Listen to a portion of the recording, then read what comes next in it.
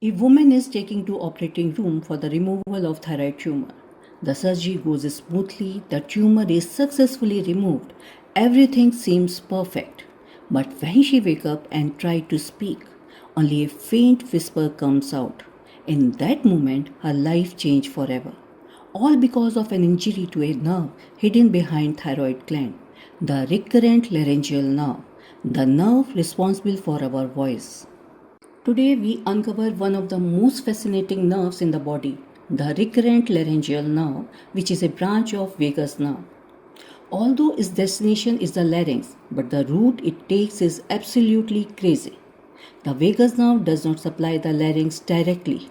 It completely bypasses it and continue downward in the neck and give off recurrent laryngeal nerve at different level on the both side. On the right, the recurrent laryngeal nerve arises near the root of neck. It loops around the right subclavian artery and ascends upward. While on the left, it originates much lower inside the thorax. It loops beneath the aortic arch close to ligamentum arteriosum and then travels upward. The both nerves ascend in the tracheoesophageal groove and finally enter the larynx as inferior laryngeal nerves. Imagine driving past your destination for several kilometers, then realize and making a U-turn and then coming all the way back.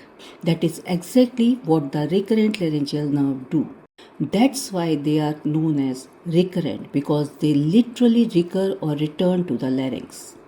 The crazy root of recurrent laryngeal nerve is actually an evolutionary leftover, recreated again during embryonic development. Early in fetal life, the heart begins high up in the neck region. Later, it gradually descends into the chest. During this descent, the recurrent laryngeal nerves become trapped around developing arteries and are pulled downward along the heart. On the right side, the disappearance of distal part of 6 aortic arch shortened the nerve's journey, leaving it to loop only around the right subclavian artery.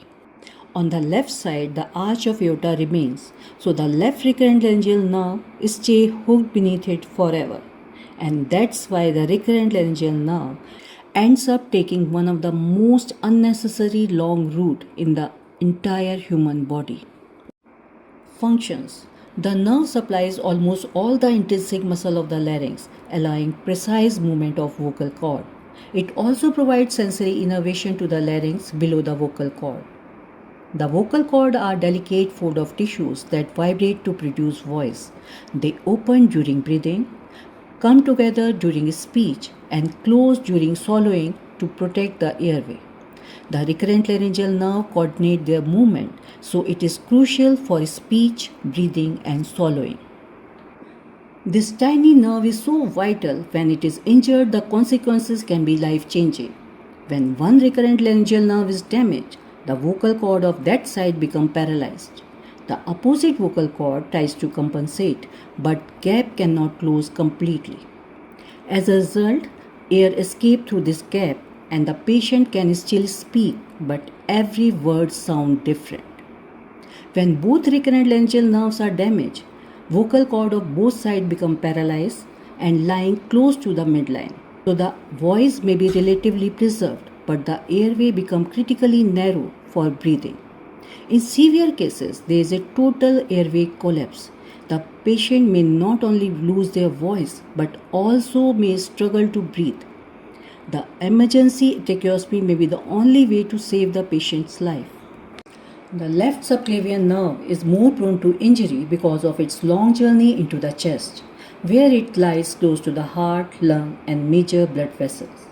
Common causes of injury are the surgical procedure of neck and thorax, in which thyroid surgery is the most common cause because the nerve runs just behind the thyroid gland and a small accidental injury can create the loudest silence. Tumor or enlarged blood vessels can compress the nerve.